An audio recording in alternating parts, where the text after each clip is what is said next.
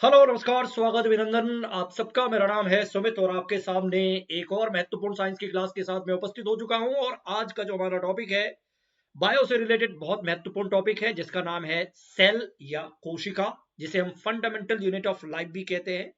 जीवन की मौलिक मूलभूत इकाई के तौर पर भी इसे जाना जाता है। ये हमारे लिए एक पूरा का पूरा टॉपिक है और इस टॉपिक के पूरे कॉन्सेप्ट को हम लोग एक एक करके डिस्कस करेंगे ताकि इस कॉन्सेप्ट को समझने के बाद हमारे लिए प्रश्नों को करना आसान हो जाए, है ना। इसमें बहुत सारे पॉइंट्स हैं, बहुत सारी चीजें हैं जिसको एक एक करके हमें डिस्कस करना है। तो इस टॉपिक का ये पहला लेक्चर है और इसके बारे में अभी हम बातचीत करेंगे, लेकिन आगे बढ़ते हैं। टॉपिक हमारा सेल है, कोशिका है, लेकिन इसकी शुरुआत एक सवाल से की गई है। इस टॉपिक की शुरुआत मैं एक सवाल से कर रहा हूं कि अगर हम किसी लिविंग ऑर्गेनिज्म की बात करते हैं, लिविंग ऑर्गेनिज्म जिसमें लाइफ है, जिंदगी है, मनुष्य, हाथी, कुत्ता, बिल्ली, बंदर, शेर, चीता से लेकर के बैक्टीरिया तक और प्लांट्स, पेड़ पौधे, सबकी मैं बात कर रहा हूं। सभी लिविंग ऑर्गेनिज्म है जिसमें लाइफ होती है। तो एक लिविंग ऑर्गेनिज्म जिस फंडामेंटल यूनिट से बनता है ना, उसको हम लोग सेल कहते हैं, कोशिका कहते हैं। अगर ये सवाल है हमारे सामने कि सजीव किससे बनते हैं, तो इसका जवाब है ये कोशिका से बनते हैं। ये ठीक वैसे ही है जैसे अगर हमारे आसपास कोई बड़ी सी बिल्डिंग हमें दिखाई देती है, ये मान लो एक मकान है, बिल्डिंग है, और इंटरनली हम जानना चाहते हैं कि इस मकान को कैसे बनाया गया, कौन से ऐसे यूनिट है जिसको जोड़ जोड़ करके ये मकान बनाया गया है। तो लिटरली हमें पता चलता है कि बहुत सारी ईंटों की सहायता से, ईंटों को जोड़ जोड़ करके ये पूरी बिल्डिंग बनाई गई है। तो जो महत्व या जो इंपॉर्टेंस इस बिल्डिंग के अंदर ईंट का है, मुझे लगता है वही इंपॉर्टेंस हमारे आपके शरीर में या किसी लिविंग ऑर्गेनिज्म के शरीर में कोशिकाओं का है, सेल का है। क्योंकि सेल्स के कॉम्बिनेशन से ही लिविंग ऑर्गेनिज्म की पूरी संरचना बनती है। ये अलग बात है कि इसकी तुलना ईंट से मैंने की है बस समझाने के लिए, क्योंकि सेल या ईंट कहीं से भी देखा जाए तो सिमिलर नहीं होते, क्योंकि ईंट तो काफी बड़ी चीज है, लेकिन सेल या कोशिका जैसी चीज बहुत बहुत छोटी होती है। खुली आंखों से तो कई बार हमें ये दिखाई नहीं देती है और इन्हें हमें कंप्लीट माइक्रोस्कोप से देखना पड़ता है। तो ये बहुत छोटी चीज है, ईंट से तुलना जस्ट समझाने के लिए किया गया है। इसीलिए अगर मैं ये कहूं कि कोशिका जीवन की मूलभूत संरचनात्मक इकाई है, तो इसमें कोई अतिशयोक्ति नहीं होगी, क्योंकि this is something fundamental organizational unit of life, that is cell. यही है। क्यों? क्योंकि जब किसी जीव की उत्पत्ति होती है ना, जैसे आपको ये पूरा का पूरा लिविंग ऑर्गेनिज्म दिख रहा है, ये मनुष्य मान लो, इसकी जगह पे और भी कोई भी एनिमल ले सकते हो, कोई भी जीव ले सकते हो।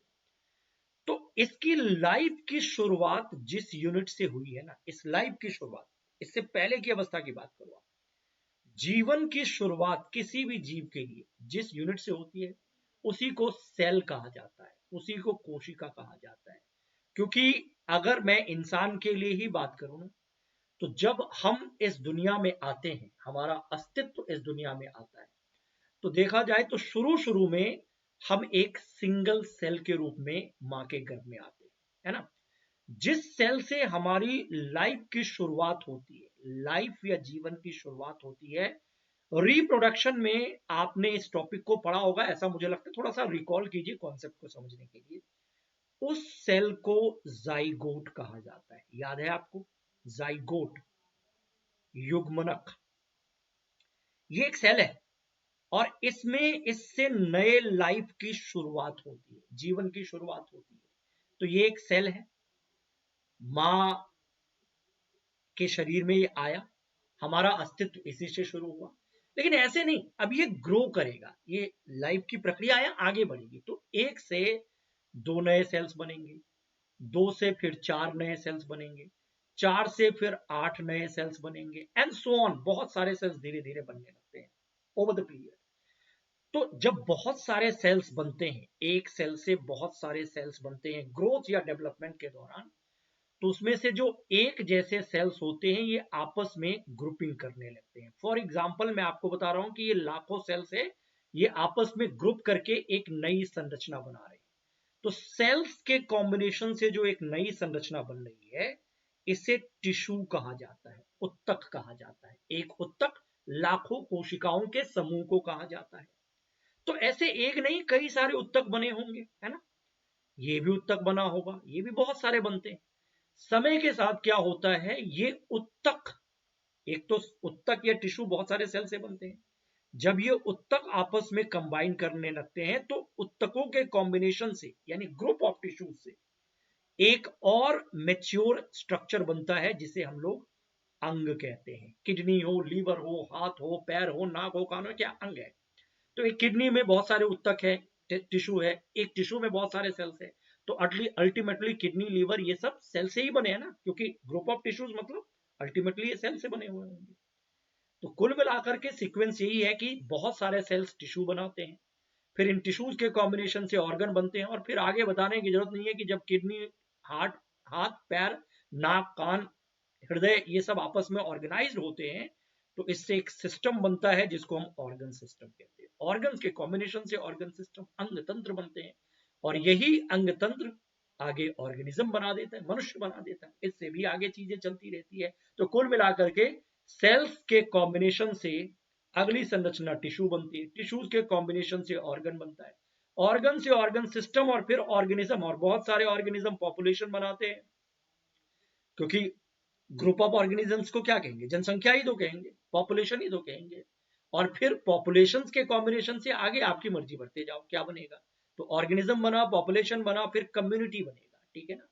कम्युनिटी से इकोसिस्टम बनता है, इको से फिर उसके बाद बायोम, एंड लास्ट में बायोस्फीयर बन जाते हैं। तो शुरुआत हमारी जिस फंडामेंटल यूनिट से हुई है उसे सेल या कोशिका कहा जाता है, इसलिए जीवन की सबसे बुनियादी इकाई इसको कहते हैं। इसी से जीवन की शुरुआत होती है और इसी से जीवन की प्रक्रियाएं लगातार आगे बढ़ती है। हम सुरक्षित है, हमारे अंदर सारे के सारे अंग ठीक से काम कर रहे हैं, इसका मतलब है सेल्स ठीक से काम कर रहे हैं। सेल ही हमारे लाइफ का एक तरीके से बुनियाद होता है। तो this is something fundamental unit of life, इसीलिए इसको कहा जाता है। इसको बेसिक स्ट्रक्चरल यूनिट भी कहा जाता है क्योंकि पूरी स्ट्रक्चर इसी से बनते हैं। इसको फंक्शनल यूनिट भी कहा जाता है। क्यों कहा जाता है? क्योंकि हमारे सेल के अंदर बहुत सारे एक्शंस होते हैं, है ना, बहुत सारी गतिविधियां होती है जो हमारी लाइफ के लिए बहुत एसेंशियल है, लाइफ के लिए बहुत जरूरी है। कहते हैं each living cell has the capacity to perform certain basic functions that are characteristics of all living organism। यानी प्रत्येक जीवित कोशिका में कुछ मूलभूत कार्य करने की क्षमता होती है जो सभी जीवों का गुण है। अगर वो कार्य ना हो तो शायद हम सरवाइव ही ना कर पाए, है ना। चाहे सेल के अंदर प्रोटीन बनने की प्रक्रिया हो, या सेल के अंदर एटीपी एनर्जी निर्मित करने की प्रक्रिया हो ग्लूकोज के टूटने से, या सेल के अंदर फैट बनने की प्रक्रिया हो, ऐसे और भी बहुत सारे प्रोसेस है जो सेल के अंदर होते रहते हैं, और इसी से सेल का लाइफ चलता है, और इसी से अल्टीमेटली उस जीव का लाइफ चलता है जिसका हिस्सा ये सेल है। अच्छा, यहाँ पे एक चीज, ये लाइन बताने से पहले एक चीज मैं आपको बताना चाहूंगा। सबसे पहली चीज नोट में ये देखो, लिविंग ऑर्गेनिज्म कोई भी हो, जीव कोई भी हो, लाइफ की शुरुआत सेल से होती है। सिंगल सेल के रूप में हर जीव का अस्तित्व इस दुनिया में आता है, चाहे वो मनुष्य हो, कुत्ता हो, बिल्ली, बंदर हो, या इवन बैक्टीरिया हो। बट होता क्या है, नंबर ऑफ सेल्स के आधार पर आगे जीवों का कैटेगराइजेशन हो जाता है। मतलब कुछ जीव ऐसे होते हैं जो इस दुनिया में जब आते हैं, जिनका लाइफ का अस्तित्व जब इस दुनिया में आता है तो सिंगल सेल के रूप में होते हैं। ऑल्दो सभी जीव सिंगल सेल के रूप में ही आते हैं, लेकिन जब वो सिंगल सेल के रूप में आते हैं तो उसके बाद एक से दो सेल वाला वो प्राणी नहीं बनता है। मतलब सिंगल सेल वाले प्राणी के रूप में ही अपनी लाइफ को सरवाइव करके चला जाता है। तो एक ऐसा जीव जिसमें सिर्फ एक कोशिका होती है, ओनली वन सेल, और वही उसके लाइफ का आधार होता है, ऐसे जीव को हम लोग क्या बोलते हैं, यूनिसेलुलर जीव कहते हैं। आप सब लोग अच्छी तरीके से जानते हैं, जैसे अमीबा, अमीबा एक लिविंग ऑर्गेनिज्म है ना, एक सेल वाला सिंपल जीव है ना। ये इस दुनिया में आएगा एक अमीबा तो सिंगल सेल के रूप में ही आएगा, और अपनी लाइफ को पूरा करके जब ये जाएगा भी तो भी सिंगल सेल के रूप में ही जाएगा। पैरामीशियम की बात कर ले, या फिर बैक्टीरिया की बात कर ले, जीवाणु की बात कर ले, सब क्या है, एक ही सेल वाले प्राणी के रूप में आते और जाते भी सिंगल सेल है। लेकिन ऐसे बहुत सारे प्राणी हैं जिनमें कोशिकाएं एक से ज्यादा हो। एक से ज्यादा मतलब ऐसे जीवों को हम लोग क्या बोलते हैं, मल्टी सेलुलर जीव बोलते हैं। जितने भी कॉम्प्लिकेटेड जीव है ना, मनुष्य, हाथी, कुत्ता, बिल्ली, बंदर, ये सब मल्टी सेलुलर है। मल्टी सेलुलर का मतलब हो गया इनमें बहुत सारी कोशिकाएं हो सकती है, एक से ज्यादा मतलब अरबों खरबों हो सकती है। कहते हैं मनुष्य जैसे एक भारी भरकम कॉम्प्लिकेटेड मनुष्य जैसे भारी भरकम प्राणी के अंदर एक अनुमान के मुताबिक 1000 खरब के आसपास कोशिकाएं होती है, लगभग लगभग मैच्योर अवस्था में। 10 टू द पावर मतलब 1000 खरब काउंटलेस है, नंबर पे ध्यान ही मत लो, बहुत ज्यादा है। 10 टू द पावर 14 होता है। तो ये लगभग लगभग मैं बोल रहा हूँ 10-20 लाख, कम ज्यादा भी हो सकता है, क्योंकि छींकने से, खांसने से, हल्की इंजरी से, चोट से बहुत सारे सेल्स हमारे बॉडी में मर जाते हैं, फिर धीरे धीरे बनते भी रहते हैं, तो वो तो चलता रहता है। लेकिन मनुष्य, कुत्ता, बिल्ली, बंदर, इवन कीड़े मकोड़े, इन सबको हम क्या बोल सकते हैं? मल्टी सेलुलर प्राणी बोल सकते हैं, है ना। तो प्राणी अमीबा जैसा, बैक्टीरिया जैसा यूनिसेलुलर हो, या मनुष्य, कुत्ता, बिल्ली, बंदर जैसा मल्टी सेलुलर हो, इन सब की शुरुआत एक सेल से होती है। बाद में कुछ प्राणी, बैक्टीरिया जैसा प्राणी एक ही सेल वाला रह जाता है, और बाकी आगे एक सिस्टम बनाता है, जो कि इसकी बात जो मैं अभी कर रहा था, ठीक है ना। तो अब आपको ये बात समझ में आ गई कि बहुकोशिक प्राणी किसको कहते हैं। वो प्राणी जिनमें बहुत सारी कोशिकाएं होती है। सारे कॉम्प्लिकेटेड प्राणी तो मल्टी सेलुलर नहीं है। तो जो मल्टी सेलुलर प्राणी होते हैं, उन प्राणियों में एक टर्म आता है डिवीजन ऑफ लेबर। क्या है लिखा?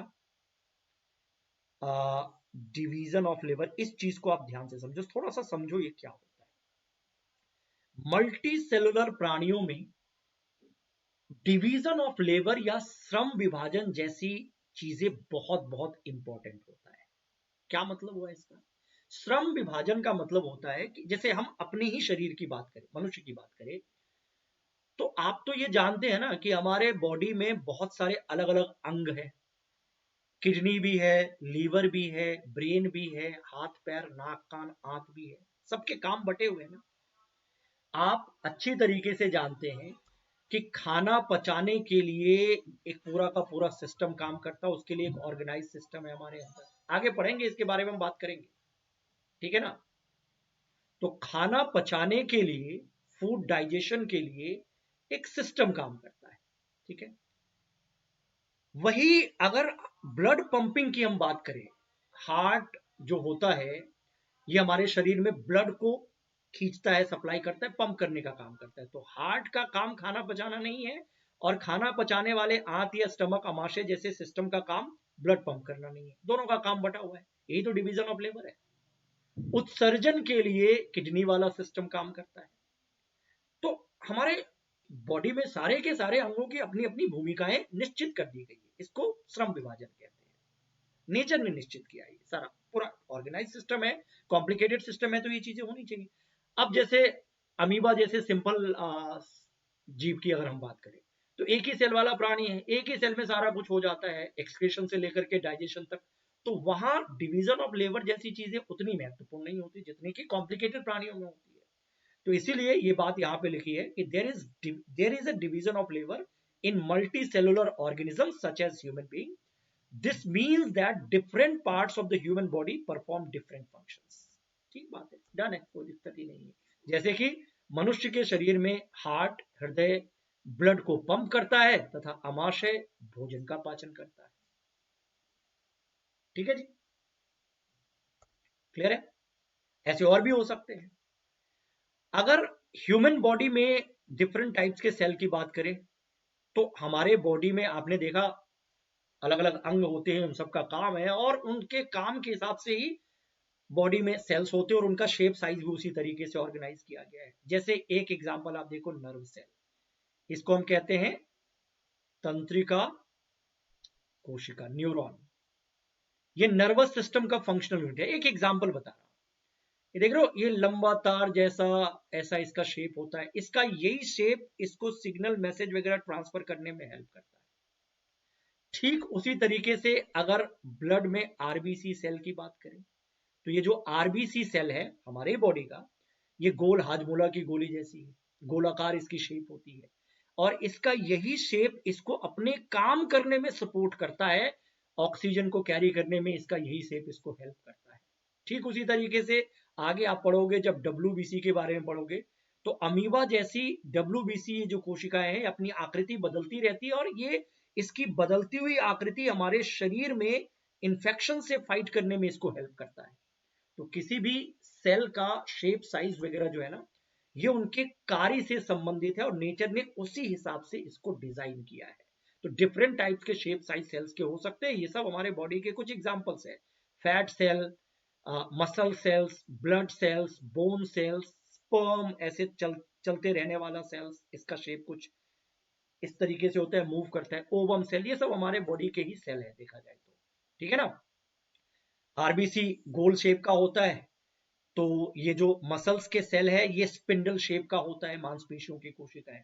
और जो न्यूरॉन होते हैं लंबे तार जैसी ब्रांच्ड लंबी शाखान्वित तंत्रिका कोशिका भी होती है। तो इसका अलग अलग शेप है, ये आप जानते हैं। और जब सेल की बात हो रही है तो थोड़ा सा आपको हिस्ट्री में भी जाना होगा। और हिस्ट्री क्या, एक दो पॉइंट मैं आपको फैक्चुअल पॉइंट आपको बता देता हूँ। यहाँ से कई बार प्रश्न पूछे जाते हैं, आप में से बहुत सारे लोग ये तथ्य जानते होंगे संभवतः कि पहली बार सेल को खोजने का क्रेडिट रॉबर्ट हुक नाम के व्यक्ति को जाता है। ये महानुभाव वही है जिनको हम लोग डिस्कवरर ऑफ सेल कहते हैं।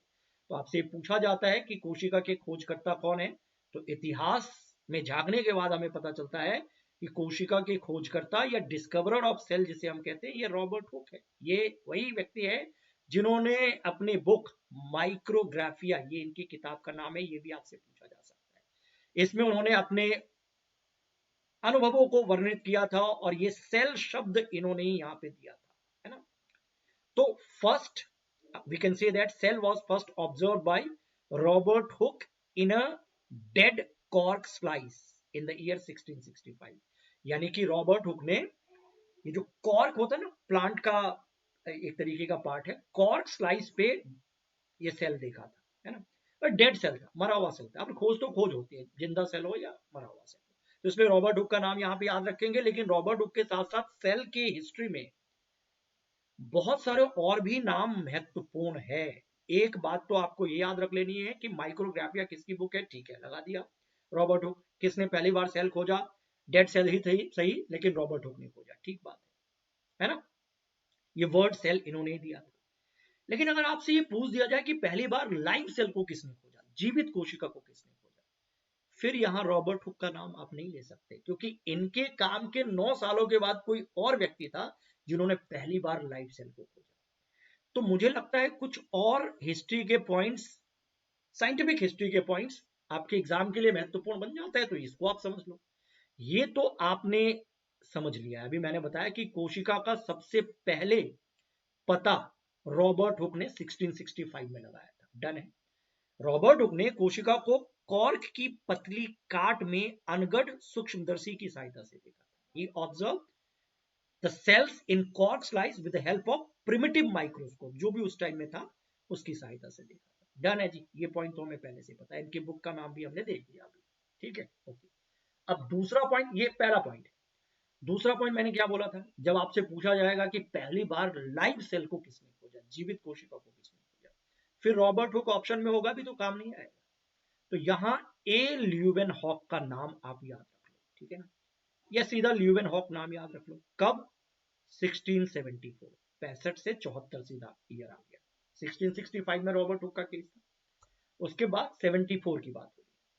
तो ल्यूवेनहॉक ने सबसे पहले एक एडवांस माइक्रोस्कोप से तालाब के पानी में स्वतंत्र रूप से जीवित कोशिका का पता लगाया। यही वो व्यक्ति है ल्यूवेनहॉक जिन्होंने पहली बार लाइव सेल को डिस्कवर किया। तो जैसे ही लाइव सेल के हिस्ट्री का केस आ जाएगा तो ल्यूवेनहॉक का नाम ले लेना। ये वही व्यक्ति है जिन्होंने बैक्टीरिया को पहली बार खोजा। ल्यूवेनहॉक को इसलिए भी हम लोग जानते हैं, डिस्कवरर ऑफ बैक्टीरिया भी कहते हैं इनको, है ना। तो ये याद रख लोगे आप। सो with the help of improved microscope, Leeuwenhoek discovered the free living cells in pond water for the first time. तो ये नाम भी महत्वपूर्ण हो जाता है। तो जितना महत्वपूर्ण रॉबर्ट हुक है उतना ही महत्वपूर्ण नाम इस हिस्ट्री में ल्यूवेनहॉक भी है। इसके बाद तीसरा जो महत्वपूर्ण नाम मुझे लगता है आपसे पूछा जा सकता है बार बार, क्योंकि आगे आप पढ़ोगे कि जब सेल के स्ट्रक्चर को हम लोग जानने का प्रयास करेंगे ना, तो सेल का सबसे मेन पार्ट जो आपको मिलेगा वो होता है सेल का न्यूक्लियस, जिसको सेल का ब्रेन, सेल का कंट्रोलर, सेल का नियंत्रक सब कुछ कहते हैं। क्यों कहते हैं आगे मैं बताऊंगा। लेकिन सेल के खोज के बहुत सालों के बाद, देख लो ये 1774 आ गया, 1674। उसके बाद सीधा कब आ रहा है? 1831 ईस्वी में। ये महानुभाव थे रॉबर्ट ब्राउन। इन्होंने सबसे पहले सेल के अंदर न्यूक्लियस को डिस्कवर किया था। तो सेल किसने खोजा? रॉबर्ट हुक ने खोजा। लाइव सेल किसने खोजा? लीवेनहॉक ने खोजा। सेल के अंदर न्यूक्लियस किसने खोजा? रॉबर्ट ब्राउन ने खोजा। 3 नाम याद हो गया आपको? ऑब्वियसली याद होना चाहिए, आगे के लिए नहीं छोड़ सकते, ठीक है ना। 3-4 और नाम मैं आपको बोलूंगा, याद रखना है। चौथा नाम क्या है भाई साहब? J.E. पुरकंजे, या पुरकंज भी आप कहते हैं, इंग्लिश में ऐसे लिखा जाता है, पुरकंज या पुरकंजे। कहते हैं 1839 में इन्होंने कोशिका में स्थित तरल जैविक पदार्थ को जीव द्रव्य का नाम दिया। एक शब्द होता है प्रोटोप्लाज्म। अब अभी तो हमने इसके ऊपर बात नहीं की है, लेकिन कभी ना कभी तो आपने सुना होगा। चलो मैं अभी बता देता हूँ प्रोटोप्लाज्म किसको बोलते हैं। जब आप सेल को स्ट्रक्चर के तौर पर जानने का प्रयास करोगे ना, एक सेल मान लो किडनी का, लिवर का, कहीं का भी सेल ले लो, तो आप देखोगे कि सेल में 2 प्रकार के फ्लूइड होते हैं। एक जो न्यूक्लियस के अंदर है, इसको न्यूक्लियोप्लाज्म कहते हैं, केंद्रक द्रव कहते हैं। केंद्रक के अंदर है, चलो ठीक है, समझ में आ गया ये बात। और एक द्रव ये न्यूक्लियस से बाहर है, इसको हम कहते हैं साइटोप्लाज्म। कोशिका के अंदर ये जो द्रव है, इसको कोशिका द्रव कहते हैं। इसी में माइटोकॉन्ड्रिया, गोल्गी बॉडी सब होता है। यहीं से ये शब्द आया है साइटोलॉजी। साइटोलॉजी मतलब स्टडी ऑफ सेल्स, कोशिकाओं के अध्ययन को साइटोलॉजी कहते हैं। तो ये साइटोप्लाज्म यही फ्लूइड है। जब आप इन दोनों फ्लूइड को एक साथ बोलते हो, न्यूक्लियस को इंक्लूड करके अलॉन्ग विद साइटोप्लाज्म, तो इस दोनों के लिए जो एक सिंगल शब्द यूज होता है, उसी को प्रोटोप्लाज्म कहते हैं। इसको हिंदी में जीव द्रव कहते हैं। प्रोटोप्लाज्म मतलब जीव द्रव। So protoplasm a collective term for the combination of cytoplasm plus nucleus along with nucleoplasm, यानी दोनों के लिए शब्द यूज होता है। तो ये शब्द किसने दिया? तो ये महानुभाव थे पुरकिंजे साहब। इन्होंने सेल के अंदर के फ्लूइड के लिए प्रोटोप्लाज्म शब्द का इस्तेमाल किया, और प्रोटोप्लाज्म में न्यूक्लियस वाला भी आ जाता है, न्यूक्लियस के बाहर साइटोप्लाज्म वाला भी आ जाता है। इसके अलावा 5वां नाम है, देखो, एम स्लाइडेन और टी स्वान। नाम सुना हुआ लग रहा है? मैं तो कहूंगा 3 नाम आप याद रखो, एक स्लाइडेन, दूसरा स्वान। इन दोनों का नाम तो सबसे पहले याद रखो।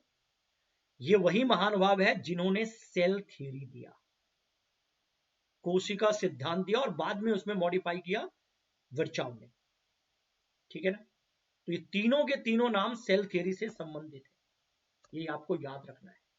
कोशिका सिद्धांत को देने का क्रेडिट किसको जाता है? Cell theory was presented by 2 biologists, Schleiden and Schwann, ऐसे लोग याद रखते हैं। बाद में उसमें थोड़ा सा कुछ जोड़ा गया था विर्चाउ के द्वारा। तो ये तीनों नाम याद रख सकते हो, इतिहास में ये तीनों नाम महत्वपूर्ण है, ठीक है ना। और कहता क्या है ये सेल थ्योरी? कोशिका के बारे में ऑर्गेनाइज जानकारी देता है।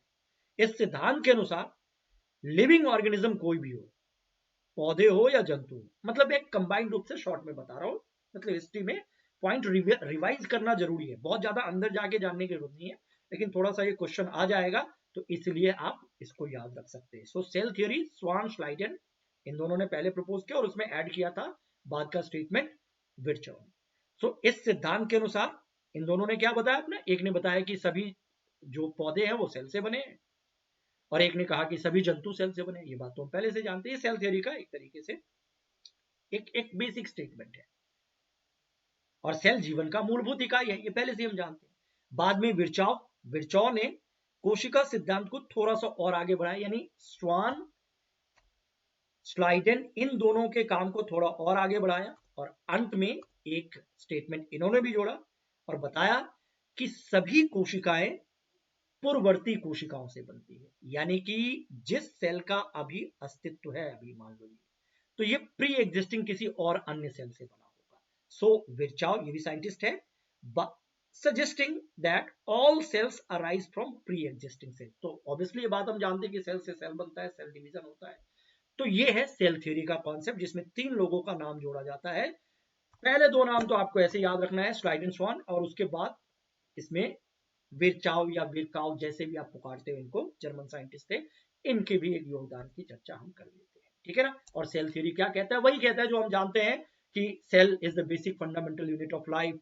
सभी प्लांट सेल से बनते हैं, सभी एनिमल सेल से बनते हैं, और एक सेल प्री एग्जिस्टिंग सेल से आता है। एक तरीके से एक संतान है तो उसका कोई ना कोई पिता होगा, ऐसा कहने का मतलब हुआ, ठीक है ना। तो ये है सेल थ्योरी। और आज हम लोग सेल के बारे में, इतिहास को तो 5 मिनट 10 मिनट में हमने ऐसे बेसिक पॉइंट को समझ लिया, लेकिन आज बहुत सारे साइंटिस्टों के बहुत सारे प्रयासों के कारण सेल जैसे कॉम्प्लेक्स चीज को डिकोड करने में सफलता मिल चुकी है। और इनके अंदर की बहुत सारी चीजों को अलग अलग साइंटिस्टों के प्रयास के कारण आज हम लोग जानते हैं, समझते हैं, और हम लोग जानने का प्रयास करेंगे इन सबको। तो 1940 में जब पावरफुल इलेक्ट्रॉन माइक्रोस्कोप की खोज हुई, तो उसके बाद कोशिका की जटिल संरचनाओं को समझना संभव हो सका। और आज स्थिति यह है कि कोशिका में माइटोकॉन्ड्रिया को हम अच्छी तरीके से जानने समझने का प्रयास करते हैं। मैं ये नहीं कह रहा हूं कि माइटोकॉन्ड्रिया के बारे में हम लोग सब कुछ जान चुके हैं, जितना जानते हैं उतना काफी नहीं है, लेकिन काफी कुछ तो जानते हैं ना। अगर ये इलेक्ट्रॉन माइक्रोस्कोप नहीं आया होता तो शायद ये संभव नहीं होता। गोल्जी बॉडी को हम जानते हैं, हम और भी बहुत कुछ जानते हैं सेल के अंदर। तो ये सब 1940 के बाद पॉसिबल हुआ है। तो सेल के अंदर की चीजों को खोजने में और भी बहुत सारे लोगों ने काम किया after 1940, after the invention of electron microscope, है ना। तो ये ठीक है। अब एक और बात, आगे जब हम सेल को खोल करके देखना शुरू करें, इसके अंदर की संरचनाओं को जानना शुरू करें, क्योंकि वो हमें जानना है, एक पॉइंट मैं आपको यहीं पे बताना चाहूंगा। जैसे वायरस की अगर हम बात करें, वायरस का मतलब होता है विषाणु। आप सब ने ये सुना होगा। विषाणु एक ऐसा सिस्टम है, मैं इसको सिस्टम बोलता हूं, जिसको सेल थ्योरी का एक्सेप्शन कहा जाता है, कोशिका सिद्धांत का एक्सेप्शन कहा जाता है, अपवाद कहा जाता है, ये याद रख लेना। इवन वायरस को सेल कहते भी नहीं है। वायरस की संरचना अभी तक सेल के रूप में विकसित ही नहीं हुई है। हाँ, जबरदस्ती अगर आप इसको सेल कहना है, आप कहना चाहते हो वायरस को, तो इसको सेल से पहली जो अवस्था होती है ना, प्रिमिटिव अवस्था, प्रिमिटिव सेल, आप ये कह सकते हैं। प्राथमिक कोशिका कह दो चलेगा। ये कोशिका बैक्टीरिया के लेवल तक भी विकसित नहीं हो पाया। इसको ना, वायरस को सेल थ्योरी का अपवाद तो हम कहते ही हैं, इवन इसको लिंक कहते हैं, कड़ी कहते हैं, किसके बीच में? लिविंग और नॉन लिविंग ऑर्गेनिजम्स के बीच में। इसका क्या मतलब? जीव और निर्जीव के बीच में कड़ी का क्या मतलब हुआ? मतलब ये कि जो वायरस होता है, ये एक लिविंग ऑर्गेनिज्म की तरह तब बिहेव करता है जब ये किसी होस्ट सेल में जाए। हमारे सेल में अगर वायरस चला गया तो हमारे सेल के मैकेनिज्म का हाईजेक कर लेता है वायरस, हमारे सेल के सिस्टम से ही अपनी संख्या बढ़ाना शुरू कर देता है। विदाउट होस्ट सेल ये नॉन लिविंग क्रिस्टल बन जाता है, जिसको वायरॉन कहा जाता है। मतलब 2-3 बातें बता रहा हूं। वायरस कोशिका सिद्धांत का अपवाद है, ये कोशिका के लेवल तक विकसित नहीं हो पाए। इनफैक्ट इसको हम सिर्फ प्रिमिटिव सेल कहते हैं, और इसे लिविंग एंड नॉन लिविंग के बीच में लिंक के तौर पर जाना जाता है। वायरस को एक लिविंग ऑर्गेनिज्म की तरह बिहेव करने के लिए होस्ट सेल की आवश्यकता होती है, उसी से सिस्टम उधार लेता है होस्ट सेल से, और होस्ट सेल को ही परेशान करता है। इसका अपना उस तरीके का मैकेनिज्म नहीं होता है ना। और अगर एक बार वायरस, विषाणु नॉन लिविंग बन जाए ना, निर्जीव बन जाए, क्रिस्टल बन जाए, तो इसका ये मतलब नहीं कि वो खत्म हो गया। अब वो वापस भी एक्टिवेट हो सकता है अगर उसे मौका मिलेगा तो। एक वायरस सैकड़ों वर्ष तक नॉन लिविंग क्रिस्टल के रूप में रहते हुए भी एक्टिवेट हो सकता है जब उसे मौका मिल जाएगा। तो लिविंग और नॉन लिविंग के बीच में इसको लिंक के तौर पर जाना जाता है। इसमें लिविंग ऑर्गेनिजम्स की भी विशेषताएं पाई जाती है, इसमें नॉन लिविंग ऑर्गेनिजम्स की भी विशेषताएं पाई जाती है। नॉन लिविंग ऑर्गेनिज्म की तरह ये क्रिस्टल फॉर्मेट में रह सकता है, वस्तु की तरह, और लिविंग ऑर्गेनिज्म की तरह ये अपनी संख्या बढ़ा सकता है, लेकिन with the help of host cell. तो वायरस को इसका अपवाद कहा जाता है सेल थ्योरी का। तो ये याद रख सकते हो आप, मुझे लगता है ये याद रखना चाहिए। अब थोड़ा सा एक और पॉइंट की तरफ हम लोग बढ़ जाते हैं। देखो, हमने देखा सेल सभी जीवों के लाइफ का आधार है, चाहे बैक्टीरिया जैसा सिंपल जीव हो या फिर मनुष्य जैसा कॉम्प्लिकेटेड प्राणी हो, सबका आधार है इसे। और अगर साइज की बात करें, बहुत छोटा होता है। आमतौर पर हम कोशिका के लिए जनरल शब्द में बोलूं तो टू स्मॉल, एक आध अपवाद को छोड़ दो, टू स्मॉल टू सी, ये खुली आंखों से दिखता भी नहीं है कुछ को छोड़ करके। लेकिन फिर भी आप यहां दो विजुअल देखो, एक तो मैं यहां आपको बैक्टीरिया वाला दिखा रहा हूं, और तो ये मैग्नीफाइड इमेज है, इतना बड़ा नहीं होता, बहुत छोटा होता है। और एक शुतुरमुर्ग, ऑस्ट्रिच आप देख रहे हो, ऑस्ट्रिच के अंग, ये भी एक सेल है, अंडे की कोशिका। इससे बड़ा कोई सेल नहीं होता, खुली आंखों से दिख जाता है।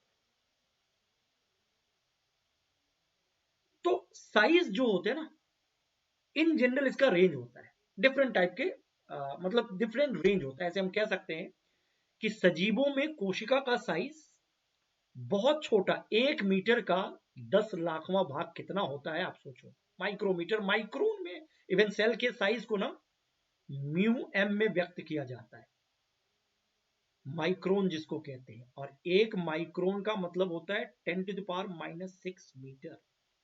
तो इसका मतलब है 1 मीटर का इतनावा हिस्सा 1 माइक्रोन होता है, बहुत छोटा होता है।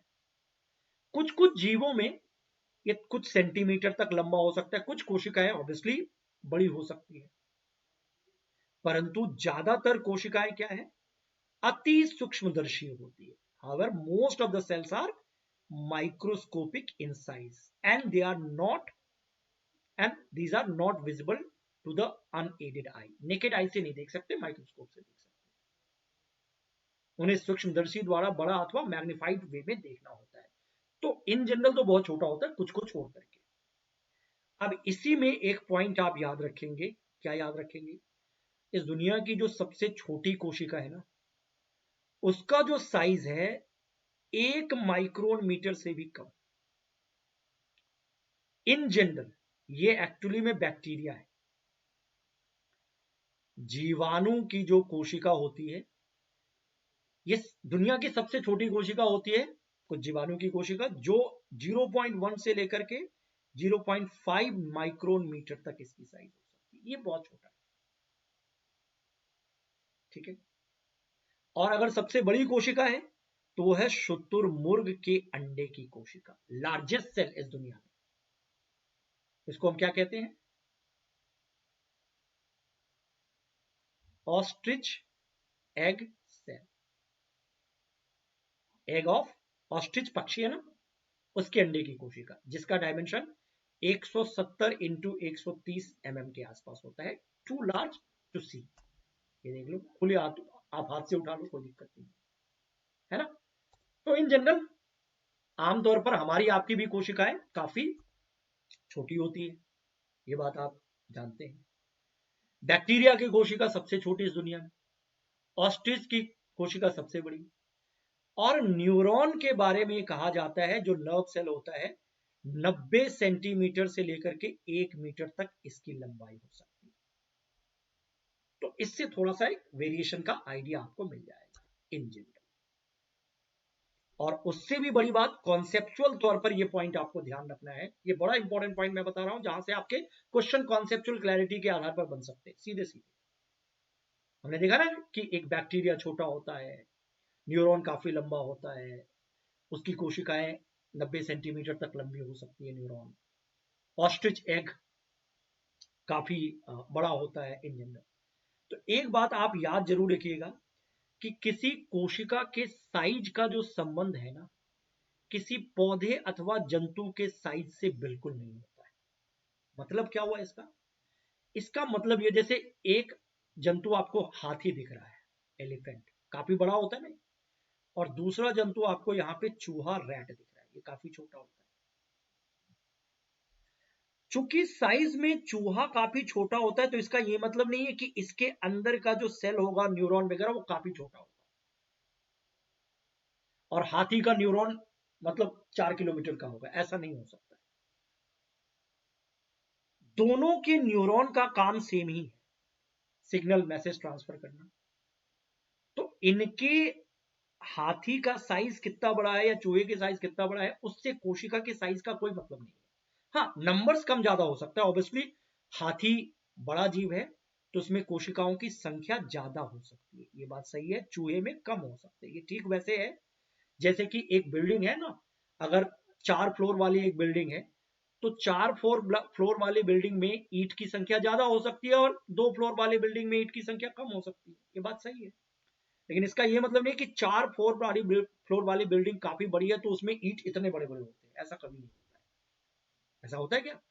बिल्डिंग 10 फ्लोर की हो या 50 फ्लोर की हो या 2 फ्लोर की हो, ईंट तो वही होते हैं ना, इतने ही बड़े होते हैं ना, संख्या ज्यादा हो सकती है।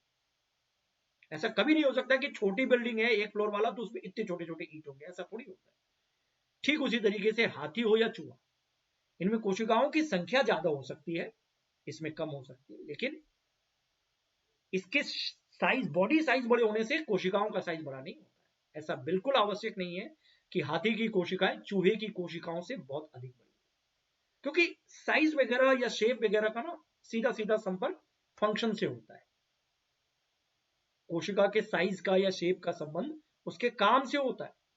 एग्जाम्पल के तौर पर ये पहले मैं आपको बता चुका कि अगर मैं न्यूरॉन की बात करता हूं, नर्व सेल की बात करता हूं, तो हाथी हो या फिर चूहा हो, दोनों में ये लंबी होती है क्योंकि इनका काम है मैसेज को ट्रांसफर करना। तो इसके लिए भी वैसा ही काम है, इसके लिए भी वैसा ही काम है, तो उसका संबंध कार्य से होता है, प्रकार्य से होता है। ये तथ्य आपसे पूछा जा सकता है, तो ये बहुत इंपॉर्टेंट कॉन्सेप्ट है जो आप याद रखें। आगे हम बढ़ते हैं। एक कोशिका का स्ट्रक्चर क्या होता है, स्ट्रक्चर ऑफ सेल। जैसे अभी हमने इंपॉर्टेंस की बात की है ना, तो अब हमें यह जानना होगा कि एक सेल के अंदर, क्योंकि हमने अभी देखा था ना कि 1940 के बाद जब पावरफुल इलेक्ट्रॉन माइक्रोस्कोप खोजा गया, आफ्टर 1940 सेल के अंदर की चीजों को और जानने का मौका मिला और खूब सारी जानकारियां इकट्ठी की गई और जानकारी आजकल इतनी विशिष्ट हो चुकी है कि पूरा का पूरा इसका एक ब्रांच है सेल को पढ़ने के लिए, साइटोलॉजी ब्रांच। तो अब मोटे तौर पर हमें क्या समझना है, हमें क्या जानना है, हमारे एग्जाम में कहां से क्वेश्चन बनते हैं। देखो, एक सेल के स्ट्रक्चरल बनावट को समझने के लिए अगर मैं इसी सेल में आपको समझा दूं, क्योंकि एक एक करके आपको बताना है, ये सारी 3 चीजें महत्वपूर्ण है। एक देखो, ये यहां इस विजुअल में देखो, ये देख रहे हो आप, इसको मैं सीएम बोल रहा हूं शॉर्ट में, सेल मेम्ब्रेन प्लाज्मा मेम्ब्रेन बोलते हैं। पहला स्ट्रक्चर है सेल की ऊपरी परत, ऊपरी झिल्ली, कोशिका झिल्ली भी आप कह सकते हो, सब लिखा हुआ है, मैं शॉर्ट में आपको बता रहा हूं। एक ये दूसरी जो महत्वपूर्ण चीज है, जिसको सबसे ज्यादा महत्वपूर्ण मैं मानता हूं सेल के अंदर, वह है पार्ट 2, न्यूक्लियस, केंद्रक, जिसको सेल का मैनेजर भी कहते हैं। और तीसरी चीज है, ये एक फ्लूइड है, हालांकि फ्लूइड न्यूक्लियस में भी होता है लेकिन न्यूक्लियस के अंदर ही ये पढ़ लेंगे। उसके बाद तीसरी चीज है ये साइटोप्लाज्म, ये वाला, यही वो साइटोप्लाज्म है जिसके अंदर माइटोकॉन्ड्रिया, गोल्जी बॉडी, ये सब स्ट्रक्चर पाए जाते हैं। देख रहे हो, ये साइटोप्लाज्म है, यहीं पे आपको माइटोकॉन्ड्रिया, गोल्जी बॉडी ये सब मिलेंगे। यानी कुल मिलाकर के एक सेल की पूरी संरचनात्मक व्यवस्था को समझने के लिए 3 चीजों को हमें डिकोड करना होगा। पहला, प्लाज्मा झिल्ली या सेल मेम्ब्रेन, ये वाला पार्ट, या फिर ऐसे ये वाला पार्ट। दूसरा, न्यूक्लियस। और तीसरा, साइटोप्लाज्म, जिसमें बहुत सारी संरचनाएं होती है, माइटोकॉन्ड्रिया, गोल्जी बॉडी, सब साइटोप्लाज्म के अंदर है। यानी हमारा टारगेट हमें मिल चुका है कि एक सेल के स्ट्रक्चर को समझने के लिए सबसे पहले हम किसकी बात करेंगे, मेम्ब्रेन, दूसरा केंद्रक, और फिर cytoplasm. So plasma membrane, nucleus and then cytoplasm, हमारा टारगेट यही है। अगर इसको अच्छे से हम लोग जान लेते हैं, बहुत सारे क्वेश्चन हम आराम से कर लेते हैं। तो चलो ना, फिर पहले टारगेट से शुरुआत करते हैं, प्लाज्मा मेम्ब्रेन या सेल मेम्ब्रेन। ऑब्वियसली सेल के ऊपर की झिल्ली है। अगर ये हमारा सेल है, इंसान का सेल है, एनिमल सेल है, ऐसे मान लो, तो उसके ऊपर ये जो आपको सबसे पहले ये लेयर दिख रही है ना, जो बड़ा करके ऐसे दिखती है, इस तरीके से दिखती है, इसी को कहते हैं प्लाज्मा मेम्ब्रेन, या इसको सेल मेम्ब्रेन भी कहते हैं, कोशिका झिल्ली भी कहते हैं।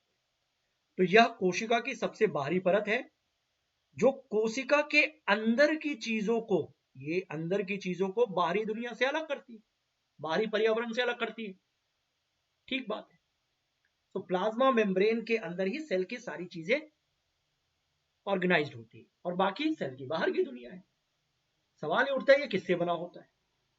तो पहली चीज तो आप ये समझो कि जो प्लाज्मा झिल्ली होती है ना, काफी फ्लेक्सिबल होती है, लचीली होती है, और ये दो चीजों से, दो ऑर्गेनिक कंपोनेंट से बने होते हैं। एक है लिपिड, लिपिड का मतलब होता है एक तरीके का फैट, वसा, और दूसरा प्रोटीन से बना होता है, लाइपोप्रोटीन, लिपिड प्रोटीन जिसको हम कहते हैं। तो सेल मेम्ब्रेन जो अपना, जिसके बारे में हम बात कर रहे हैं, ये जिन दो चीजों से बनता है, इसमें एक है लिपिड, दूसरा है प्रोटीन। ये याद रख लोगे, प्रश्न पूछते हैं। ये लचीली होती है और लिपिड और प्रोटीन की बनी होती है, दूसरा पॉइंट बड़ा इंपॉर्टेंट है। और प्लाज्मा झिल्ली की रचना को हम केवल इलेक्ट्रॉन माइक्रोस्कोप से ही देख सकते हैं, पावरफुल माइक्रोस्कोप से ही देख सकते हैं। बात सही है।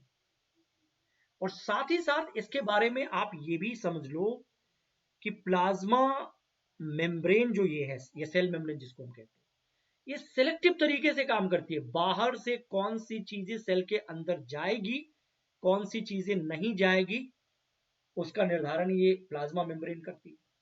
अंदर से कौन सी चीजें बाहर जाएगी और कौन सी चीजें नहीं जाएगी, ये निर्धारित करती है। ऐसा नहीं है कि ये हर चीज को अंदर जाने देता है और किसी को भी नहीं जाने देता। ये सेमी परमीबल टाइप की, सिलेक्टिव तरीके से काम करती है। तो प्लाज्मा झिल्ली कुछ पदार्थों को अंदर अथवा बाहर आने जाने देती है, सबको नहीं। देखो यहां लिखा है कुछ पदार्थ, यही प्रश्न पूछा जा सकता है कि कैसा होता है, सिलेक्टिव तरीके से काम करती है, सबके लिए ओपन है? नहीं, ये आने जाने को सिलेक्टिव तरीके से मैनेज करती है। ये अन्य पदार्थों की गति को भी रोकती है, कोशिका झिल्ली को, इसलिए सेमी परमीबल भी बोलते हैं और सिलेक्टिवली मेम्ब्रेन भी इसको कहा जाता है। ये याद रख सकते हैं। कुछ चीजों को अलाउ करती है ये झिल्ली, कुछ को नहीं करती है। सबको अलाउ कर दे तो परमीबल, ना करे तो नॉन परमीबल, बट ये दोनों के बीच में। तो सेल मेम्ब्रेन के संदर्भ में दो तीन बातें आप याद रख सकते हैं। अब देखो कोशिका में पदार्थ की गति कैसे होती है, how does the movement of substance take place into the cell, और पदार्थ बाहर कैसे आते हैं। फॉर एग्जांपल आप देख लो, इसके अंदर सिस्टम है, समझना है इसको। एक सेल है और इस सेल में ऑक्सीजन आता होगा, ठीक है ना, जरूरत पड़ने पर। क्यों भैया, ऑक्सीजन आएगा तभी तो ग्लूकोज टूटेगा, एटीपी एनर्जी निकलेगी। हर सेल को ऑक्सीजन की जरूरत होती है। और जब सेल के अंदर ग्लूकोज टूटता है, जो आगे आप डिटेल में पढ़ोगे, मैं सिंपल एक एग्जांपल बता रहा हूं। तो माइटोकॉन्ड्रिया में ग्लूकोज के टूटने से CO2 और H2O बनता है और तब जाकर के एटीपी एनर्जी निकलती है। बिना एटीपी के काम नहीं चलेगा, लेकिन माइटोकॉन्ड्रिया में एक प्रोसेस होता है और फिर एटीपी एनर्जी निकलती है और इसी एनर्जी को यूज सेल करते हैं। और इस ग्लूकोज को तोड़ने के लिए माइटोकॉन्ड्रिया के अंदर सेल में ऑक्सीजन चाहिए, तो ये तो बाहर से ब्लड के थ्रू ही आएगा, है ना। और जो यहां CO2 अंदर बन गया, इसको निकलना भी जरूरी है। तो ये कैसे होगा? उस प्रोसेस का क्या नाम है जिसके थ्रू कोई पदार्थ अंदर आता है, अंदर से बाहर जाता है? ये भी अपने आप में दिलचस्प है। तो एक सेल, ये है सेल और ये है इन्वायरमेंट, ठीक है ना, बाहर। कोशिका तथा बाहरी पर्यावरण में गैसों के आदान प्रदान में एक प्रोसेस होता है, ये याद रखना, पूछा जाता है। उसका नाम है विसरण, एक महत्वपूर्ण भूमिका निभाता है। Diffusion is the process through which gases are exchanged inside the cell और आउटसाइड द सेल। ऑक्सीजन का अंदर जाना या CO2 का यहां से बाहर आना, ये भी एक तरीके का एक्सचेंज ही है।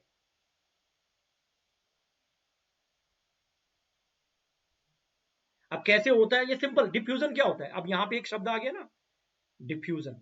ये पूछा जा सकता है आपसे कि वो मेथड क्या है जिसके जरिए सेल के अंदर कोई पदार्थ या कोई गैस मान लीजिए अंदर जाती है, अंदर से बाहर आती है, तो उस प्रोसेस को तो डिफ्यूजन बोलते हैं। और डिफ्यूजन शायद आपने सुना होगा। ये एक कोई मान लो एक सिस्टम है, ऐसे समझ लो, ठीक है। और इस सिस्टम में सपोज पानी है और सॉल्ट है, नमक है। पानी को हम क्या बोलेंगे? सॉल्वेंट, विलायक। और सॉल्ट या चीनी है तो चीनी या कोई भी जो कण इसमें डिजोल्व है, इसको हम बोलते हैं विलेय, सॉल्यूट। सॉल्यूट। अब इस साइड देखो, इधर आपको नमक के दाने ज्यादा नहीं दिख रहे, हाई कॉन्सेंट्रेशन ऑफ सॉल्ट है, ठीक है। हाँ बोलो, हाँ हाँ हाँ। और इधर कंपैरेटिवली लो कॉन्सेंट्रेशन है। तो डिफ्यूजन का मतलब होता है सॉल्यूट के हाई कॉन्सेंट्रेशन से लो कॉन्सेंट्रेशन की तरफ सॉल्यूट का मूवमेंट। जहां ज्यादा है वहां से फिर उधर जाओ जिधर इसकी मात्रा कम है, ये इसको बोलते हैं डिफ्यूजन प्रोसेस। अगर गैस की भी बात करें तो गैस में भी यही होगा। बाहर मान लो ऑक्सीजन की मात्रा ज्यादा है और अंदर कम है, तो ऑक्सीजन इधर जाएगा। और मान लो अंदर कार्बन डाइऑक्साइड बना और इसकी मात्रा ज्यादा हो गई और बाहर कार्बन डाइऑक्साइड कम है, तो कार्बन डाइऑक्साइड बाहर आएगा, कॉन्सेंट्रेशन में अंतर होने की वजह से। तो ये तो डिफ्यूजन है। कुछ इसी प्रकार की प्रक्रिया कोशिका में भी तो होती है। उदाहरण के लिए जैसे CO2 की बात करें, सेल के अंदर ग्लूकोज जब टूटता है ना, तो अल्टीमेटली ग्लूकोज के टूटने से CO2 बनता है। अब कहां बनता है, कैसे बनता है, वो सब कहानी है, लेकिन कॉन्सेप्ट पहले समझो। तो जब यहां CO2 बढ़ जाएगा और बाहर के वातावरण में कंपैरेटिवली, सेल के बाहर की दुनिया में, हमारे बॉडी के अंदर की हम बात कर रहे हैं, बाहर की दुनिया में CO2 का कॉन्सेंट्रेशन कम है सेल से बाहर, तो फिर CO2 बाहर निकलेगा कि नहीं? ये बात यहां पे लिखी हुई है कि कुछ पदार्थ जैसे CO2 कोशिका में एकत्र हो जाती है ना, उसका निर्माण होता है, तो उसकी सांद्रता सेल के अंदर CO2 का कॉन्सेंट्रेशन लेवल बढ़ जाता है।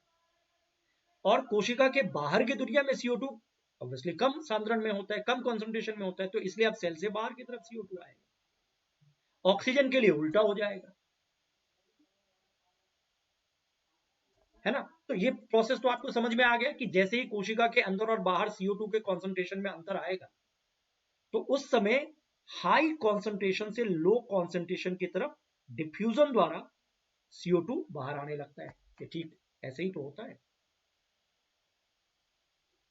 ठीक है ना। तो ये पॉइंट आपको ध्यान रखना है, बहुत इंपॉर्टेंट है, समझ में आ गया होगा। ऑक्सीजन के लिए ऐसे ही, यहां ऑक्सीजन का लेवल कम और अंदर ज्यादा था, अंदर इसका कॉन्सेंट्रेशन ज्यादा था, तो ये अब ऑक्सीजन ऑब्वियसली इधर जाएगा। इसी प्रकार जब ऑक्सीजन की सांद्रता अंदर कम हो जाती है कोशिका के अंदर, तो बाहर से ऑक्सीजन फिर अंदर जाएगा डिफ्यूजन प्रोसेस के लिए। तो कॉन्सेंट्रेशन में अंतर के कारण हाई कॉन्सेंट्रेशन से लो कॉन्सेंट्रेशन की तरफ ये मूवमेंट होने लगता है। दिस इज समथिंग डिफ्यूजन, इसी को डिफ्यूजन कहते हैं, याद रख लोगे। खास करके ऑक्सीजन CO2 का एक्सचेंज तो इसी से हो रहा है। और अगर पानी की बात करें, वाटर, तो वाटर भी डिफ्यूजन के नियमों के अनुकूल ही व्यवहार करता है, लेकिन बुनियादी फर्क है। जब सेल के अंदर पानी का मूवमेंट होता है, वाटर इन या वाटर आउट होता है, तो ये भी इसी नियम का पालन करता है, लेकिन थोड़ा सा फर्क है, हल्का सा। जल के जो मॉलिक्यूल होते हैं ना, उसकी जो गति होती है, क्या लिखा है, the movement of water molecules through such a selective या selectively membrane is called osmosis. इसको कहते हैं ऑस्मोसिस। क्या ऑस्मोसिस एक प्रकार का डिफ्यूजन ही है? यस, बस थोड़ा सा एक कंडीशन आ जाता है, यानी जल का जो अंदर जाना या अंदर से बाहर आना होता है ना, उसको ऑस्मोसिस कहते हैं। और ऑस्मोसिस, ये देखो, ऑस्मोसिस क्या होता है? Movement of solvent water across a semi permeable membrane from high to low solvent concentration. एक तो आपने देखा कि डिफ्यूजन जो होता है ना, ध्यान से सुनिए मैं क्या बोल रहा हूं, थोड़ा सा कंफ्यूजन होता है लोगों को, तो इसलिए मैं 2 मिनट लेकर के आपको बता रहा हूं। यहां पानी है और नमक है, ठीक है।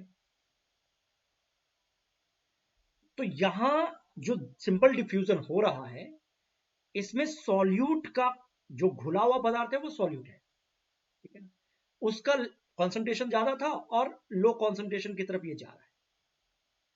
लेकिन यहां जो वाटर है, वाटर, अब देखो इस केस में हम कह सकते हैं कि high to low solvent concentration, किसी जगह पे मान लीजिए पानी की मात्रा ज्यादा है, ठीक है, और इधर पानी की मात्रा कम है।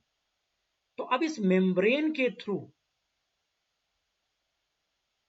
अगर सिर्फ सॉल्वेंट जा रहा है, सॉल्यूट नहीं, नमक नहीं जा रहा है, सॉल्वेंट जा रहा है, पानी जा रहा है जिसमें कोई चीज घुलती है, लिक्विड जा रहा है, तो इसको हम ऑस्मोसिस कहते हैं। यानी फाइनली हम क्या बोल सकते हैं कि दस ऑस्मोसिस, जिसे हिंदी में परासरण कहते हैं, एक प्रकार का डिफ्यूजन ही है, एक विशिष्ट मेथड है।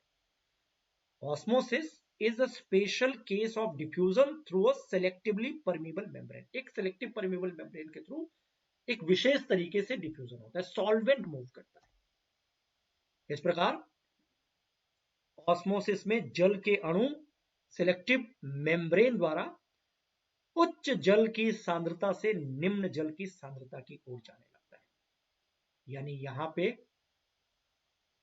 पानी ज्यादा था, तो इस मेम्ब्रेन के थ्रू यहां जो पानी कम था, अब इधर की तरफ ये जाने लगा थ्रू मेम्ब्रेन, तो इसी को ऑस्मोसिस कहा जाता है, ठीक है। तो ऑस्मोसिस एक तरीके का क्या कह सकते हैं, स्पेशल मेथड ऑफ डिफ्यूजन है। तो पानी का मूवमेंट इसी तरीके से होता है, हम कह सकते हैं। तो जल के अणुओं की गति जब सिलेक्टिव मेम्ब्रेन के थ्रू होती है आर पार इधर से उधर, तो उसको ऑस्मोसिस कहा जाता है। एंड बाकी हमने देखा, डिफ्यूजन का केस भी देखा। तो ये पॉइंट आप सीधे सीधे याद रखोगे। अभी सिर्फ सेल मेम्ब्रेन की बात हुई है, क्या क्या बात हुई है हम देख चुके हैं। सेल मेम्ब्रेन सेल का आउटर लेयर है जो सेल के अंदर की दुनिया को बाहर की दुनिया से सेपरेट करती है, झिल्ली, और ये लिपिड प्रोटीन की बनी होती है, सिलेक्टिव मेम्ब्रेन की तरह इसकी भूमिका होती है और काफी फ्लेक्सिबल भी होती है। एंड इवन इसमें पदार्थों का मूवमेंट जो होता है, इन आउट जो होता है, उसके लिए हमने देखा डिफ्यूजन प्रोसेस का सहारा लिया जाता है, और ऑस्मोसिस भी एक तरीके का डिफ्यूजन का ही एक विशिष्ट मेथड है, ठीक है। सो दिस इसमें बस ऑस्मोसिस में एक सेमी परमिबल मेम्ब्रेन के थ्रू सॉल्वेंट का मूवमेंट होता है, ठीक है ना। यानी जैसे चीनी के शरबत में चीनी सॉल्यूट है और पानी सॉल्वेंट है, तो उसका मूवमेंट होता है, सॉल्वेंट का मूवमेंट होता है, ठीक है। जो ज्यादा मात्रा में होता है ना किसी सॉल्यूशन में, उसको हम सॉल्वेंट कहते हैं। अब नमक का घोल बनाते हो तो नमक थोड़ी ज्यादा होगा, नमक 100 ग्राम 200 ग्राम और पानी 2 लीटर 4 लीटर होगा, तो पानी यहाँ पे सॉल्वेंट हो गया और नमक यहाँ पे सॉल्यूट हो गया। होपफुली ये पॉइंट आपको समझ में आया होगा। अच्छा, अब अभी तक जो कुछ भी पॉइंट हमने पढ़ा है उसके आधार पर कुछ प्रश्नों का जवाब आप दे सकते हैं। आपको बताना है वो वैज्ञानिक जिन्होंने पहली बार जीवित कोशिका को देखा। अब यहाँ रॉबर्ट हुक मत लगा देना, the scientist who saw the living cell for the first time, ये नहीं होगा क्योंकि लाइव सेल की बात हो रही है। और क्या बोला था मैंने कि लाइव सेल को सेल के खोज के 9 सालों के बाद, मतलब 1665 रॉबर्ट हुक का समय, तो 1674 था ना किसका, ल्यूवेन हुक का। तो यहां आंसर क्या लगाओगे आप, ल्यूवेन हुक लगाओ। सेल वगैरह काफी छोटा होता है आप जानते हैं, और हम यूजुअली माइक्रोन मीटर में उसके साइज को रिप्रेजेंट करते हैं, कुछ सेल को छोड़ करके। एक माइक्रोन मीटर बहुत छोटा होता है, किसके बराबर होता है आप जानते हैं, माइक्रोमीटर, माइक्रोन, म्यू एम, यही था ना, 10⁻⁻⁶, ठीक है। प्लाज्मा झिल्ली सेलेक्टिवली मेम्ब्रेन होता है, क्या अभी ये सब पढ़ा आपने, फ्लेक्सिबल होती है, लिपिड प्रोटीन की बनी होती है, ये सभी होती है, ये बताने की जरूरत नहीं है, आप देखते ही इसका आंसर लगा दोगे, क्योंकि जितनी अभी बात सिर्फ प्लाज्मा मेम्ब्रेन की तो बात हुई अभी, तो उसमें ये सारे शब्द आ रहे थे। लाइपोप्रोटीन मतलब लिपिड प्लस प्रोटीन, तो ये सब था ना, तो डी आंसर हो जाएगा। तो मेरा कहने का मतलब ये है कि सेल को जब आप पढ़ते हो ना, कॉन्सेप्ट के साथ पढ़ोगे, इत्मीनान के साथ पढ़ोगे तो सारा कॉन्सेप्ट आसानी से समझ में आ जाएगा, थोड़ा सा टाइम लगता है। तो इसलिए ये आज मैं इसका पार्ट 1 करवा रहा हूं। अभी इसको हम 2-3 भागों में पूरे पॉइंट को डिस्कस करने वाले हैं। तो इसका जो दूसरा पार्ट होगा उसमें न्यूक्लियस और उससे आगे की कहानी को मैं बताऊंगा। होपफुली ये सारे पॉइंट आपको समझ में आया होगा, ऐसा मुझे लगता है। बाकी पढ़ोगे तो सब समझ में आ जाएगा। और वही है कि आपके लिए ये स्पेशल बैच एप्लीकेशन पे एक्लोन एजुकेशन के एप्लीकेशन के लॉन्च हो चुका है, तो आप वहां जाके विजिट कर सकते हैं। बाकी आज के लिए इतना ही, मैं मिलता हूं आपसे अगले क्लास में। Okay, bye bye.